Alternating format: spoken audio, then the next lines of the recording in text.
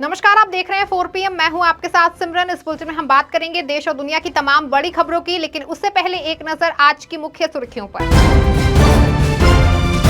नेता प्रतिपक्ष राहुल गांधी ने सीएम योगी को लिखी चिट्ठी, हाथरस हादसे के पीड़ितों को मुआवजा बढ़ाकर देने की अपील। राहुल गांधी ने लोको पायलट से की मुलाकात, बीजेपी सरकार पर जमकर साधा निशाना, कहा लोको पायलट्स के जीवन की रेल पूरी तरह पटरी से उतर चुकी है। कांग्रेस अध्यक्ष मल्लिकार्जुन खड़गे ने मोदी सरकार पर साधा निशाना, कहा जो क्षेत्र भारत के कब्जे में था वहां चीन कैसे बना रहा है अपने सैन्य अड्डे।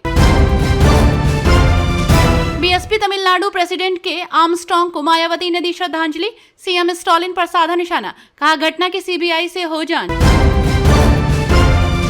राजस्थान के शिक्षा मंत्री मदन दिलावर के बिगड़े बोल, राहुल गांधी के बयान पर किया तीखा कटाक्ष, कहा विदेशी महिला के पेट से पैदा होने वाला व्यक्ति हिंदुओं को हिंसक बताता है। लोकसभा में विपक्ष के नेता राहुल गांधी ने हाथरस कांड पर यूपी के मुख्यमंत्री योगी आदित्यनाथ को चिट्ठी लिखी है और उन्होंने सीएम योगी से हादसे में पीड़ित परिवारों की मुआवजे की राशि को बढ़ाकर जल्द से जल्द देने के लिए आग्रह किया है।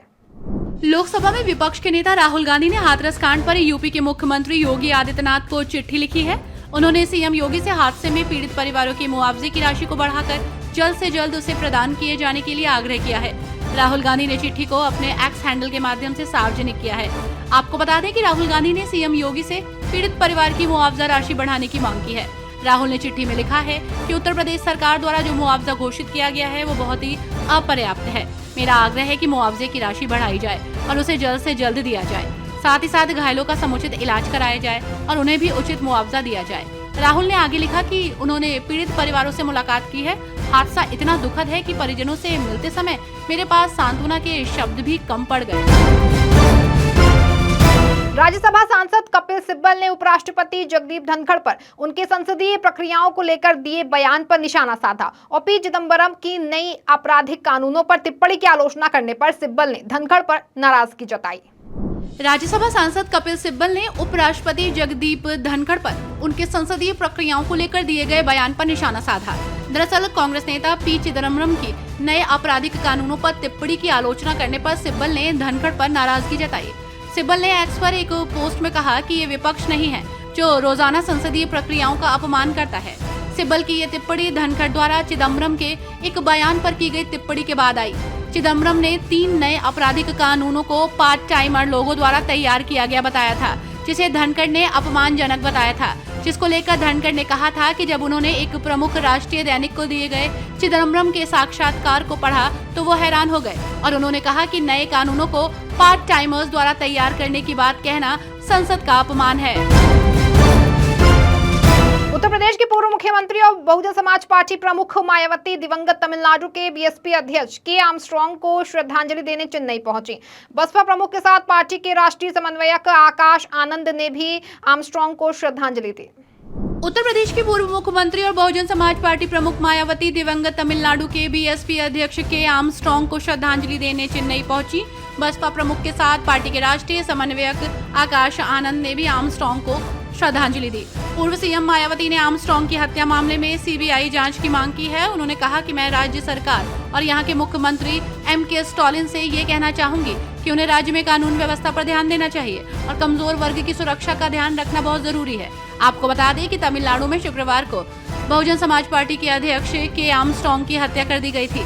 ये घटना चेन्नई के पेराम्बूर में आर्मस्ट्रांग के घर के पास हुई, जिसमें 6 लोगों की अज्ञात भीड़ ने उनकी हत्या कर दी, जिसको लेकर मायावती ने मुख्यमंत्री एमके स्टालिन से कहा कि यह सिर्फ प्रदेश अध्यक्ष की हत्या का मामला नहीं है, पूरे तमिलनाडु में दलित और पिछड़े वर्ग के लोग इस घटना से डरे हुए हैं। हाथरस भगदड़ मामले में भोले बाबा उर्फ सूरजपाल सिंह के खिलाफ पटना कोर्ट में पहला केस दर्ज किया गया है। हाथरस भगदड़ मामले में भोले बाबा उर्फ सूरजपाल सिंह के खिलाफ पटना कोर्ट में पहला केस दर्ज किया गया है। इससे पहले शनिवार को एक मैसेज में भोले बाबा ने कहा कि वो हाथरस भगदड़ की घटना से उदास हैं। साथ ही उन्होंने प्रभावित परिवारों से न्यायपालिका पर भरोसा रखने को कहा।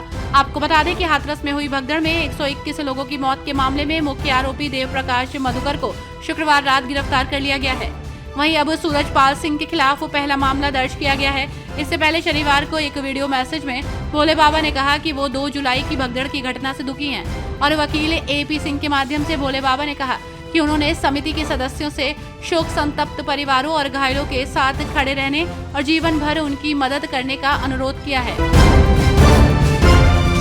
राजस्थान के शिक्षा मंत्री मदन दिलावर ने कांग्रेस के नेता प्रतिपक्ष राहुल गांधी की ओर से हिंदुओं को हिंसक कहने पर तीखा कटाक्ष किया और उन्होंने कहा कि विदेशी महिला के पेट से पैदा होने वाला व्यक्ति हिंदुओं को हिंसक बताता है।